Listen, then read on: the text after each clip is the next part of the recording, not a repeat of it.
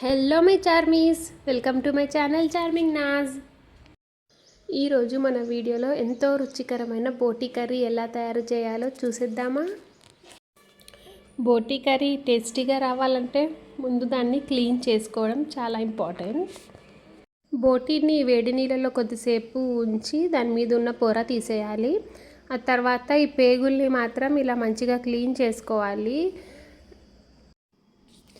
ఇప్పుడు ఆ బోటీని మంచిగా 2-3 టైమ్స్ వాటర్తో నీట్గా క్లీన్ చేసిన తర్వాత అందులోకి అల్లం వెల్లుల్లి పేస్ట్, ఉప్పు, పసుపు వేసి మంచిగా కలుపుకోవాలి మొత్తం దానికి పట్టేలాగా. ఇప్పుడు దీన్ని స్టవ్ మీద పెట్టి బోటీ మొత్తం బాయిల్ చేసుకోవాలి. మనం ఇందులో వాటర్ ఏమి వేయలేదు, అందులో నుంచే వాటర్ వస్తాయి. మధ్య మధ్యలో ఒకసారి ఇలా కలుపుకుంటూ ఉండాలి.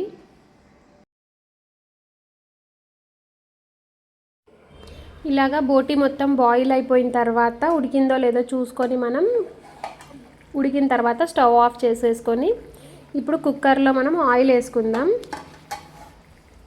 ఇప్పుడు ఆయిల్లోకి సన్నగా తరిగిన ఆనియన్స్ అండ్ పచ్చిమిర్చి వేసుకుందాం. ఆనియన్స్ మంచిగా ఫ్రై అవ్వాలి, గోల్డెన్ బ్రౌన్ కలర్ వచ్చే వరకు ఫ్రై చేసుకుందాం.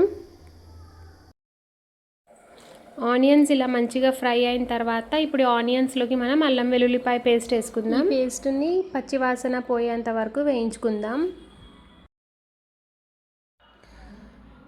అల్లం వెల్లుల్లిపాయ పేస్ట్ పచ్చివాసన పోయిన తర్వాత ఇందులో కొద్దిగా పసుపు వేసుకొని బాగా కలుపుకొని తర్వాత మనం ముందే బాయిల్ చేసి పెట్టుకున్నాం కదా బోటీని, ఆ బోటీ మొత్తం ఇందులో వేసేయాలి. ఇప్పుడు ఆనియన్స్, పసుపు మొత్తం ఈ బోటీకి మొత్తం పట్టేలాగా మంచిగా కలుపుకోవాలి.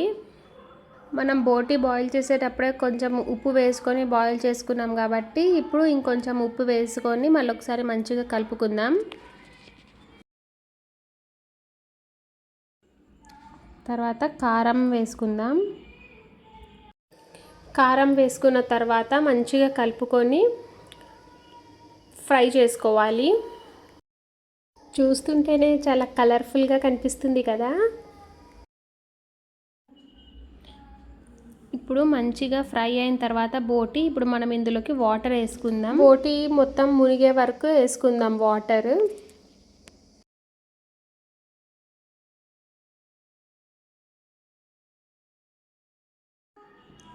మంచిగా కలుపుకున్న తర్వాత కుక్కర్ విజిల్స్ రావాలి. ఒక 5 విజిల్స్ వస్తే సరిపోతుంది. మనం ఇవాళ గోంగూర బోటీ చేస్తున్నాం కాబట్టి ఇప్పుడు గోంగూరని మంచిగా వాష్ చేసుకొని 2-3 టైమ్స్ మంచిగా వాటర్లో వాష్ చేసుకున్న తర్వాత దాన్ని కూడా బాయిల్ చేసుకోవాలి.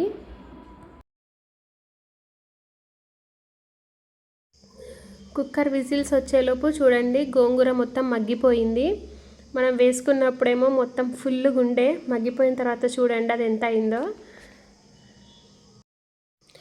మధ్యలో మధ్యలో ఇలా కలుపుకుంటూ ఉండాలి. మనం కలుపుకున్నప్పుడే ఇలా స్పూన్తోని స్మాష్ చేస్తూ ఉండాలి. గోంగూర కూడా ఇప్పుడు బాయిల్ అయిపోయింది. ఇప్పుడు 5 విజిల్స్ వచ్చాయి. ఇప్పుడు ఒకసారి ఓపెన్ చేసి చూద్దామా ఎలా వచ్చిందో కర్రీ. వావ్, చూస్తుంటేనే చాలా టేస్టీగా ఉన్నట్టు అనిపిస్తుంది కదా. ఇప్పుడు ఈ గోంగూర మొత్తం స్మాష్ చేసుకున్నాం కదా, మనం మెత్తగా స్మాష్ చేసుకున్న తర్వాత దాన్ని బోటీ కర్రీలోకి వేసేద్దాం.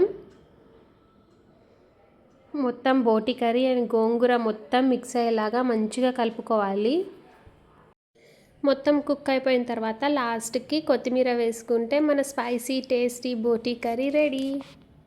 మీరు కూడా ఈ రెసిపీ ట్రై చేసి ఎలా వచ్చిందో కామెంట్స్లో చెప్పడం మర్చిపోకండి. Please subscribe. బాయ్.